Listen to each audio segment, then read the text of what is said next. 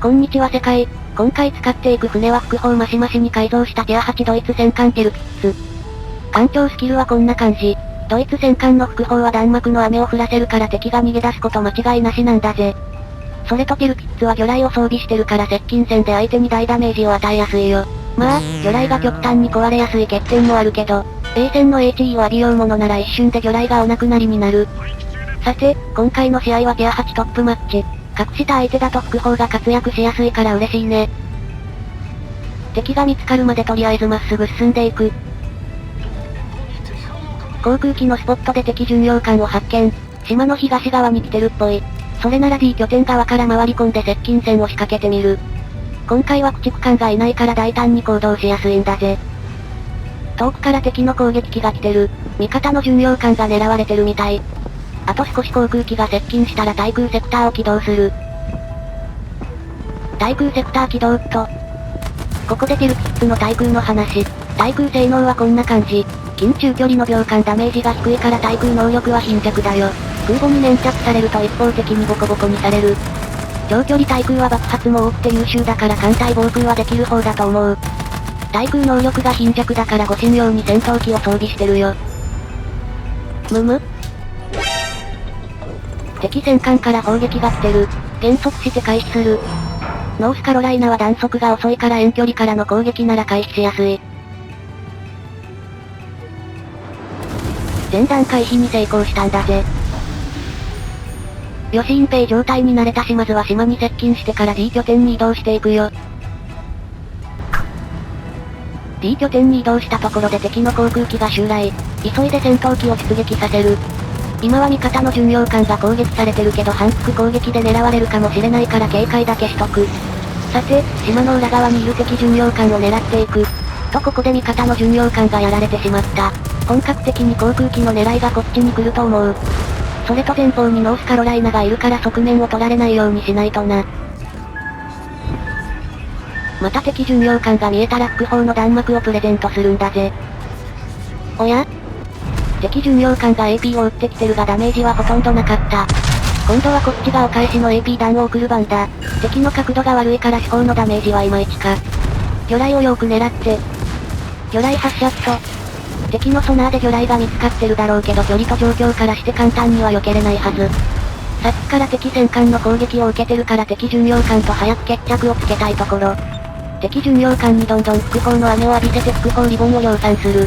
副砲特化は楽しいね。ここで地砲を叩き込む。地砲で一気に削った。あとは魚雷で倒せそう。魚雷命中、敵巡洋艦を撃沈。ここからは島影に隠れつつ戦艦に接近する。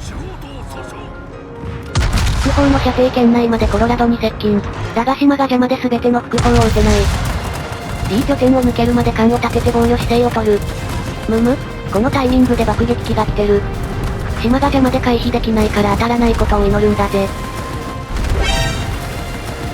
艦を立ててたのに結構持っていかれたな。当たりどころが悪かったか。ラッキーなことに敵の爆弾は当たらなかった。日頃の行いがいいおかげだな。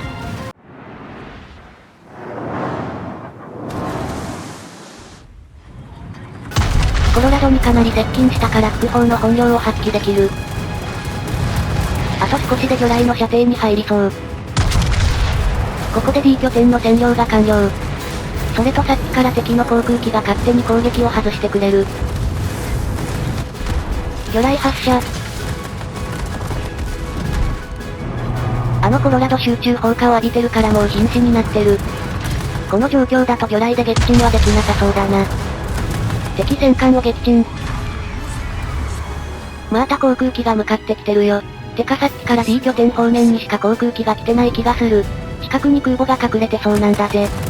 レンジャーの雷撃機ならティルピッツの対空でもなんとかなりそうだな。隠した相手ならそこそこ落としてくれる。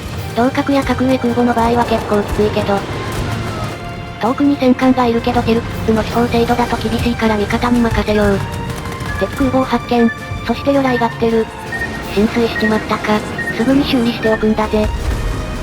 今の戦況は味方が圧倒的に優勢で戦闘があと少しで終わりそうだな。敵空母だけでもキルしたいところ。敵空母を狙える位置まで移動した。副砲の射程外だからもう少し接近したい。なおさっきから航空機に集中攻撃を受けてる。そして魚雷も押し寄せる。浸水しなくてよかったんだぜ。やっとこれで落ち着けそうで安心し。なんでまた雷撃機が向かってきてるんだよ。航空機に集中攻撃されるのは停滞空間の運命なんだぜ。この飛行で決める。もう一隻の空母を発見。副砲の指定をしておく。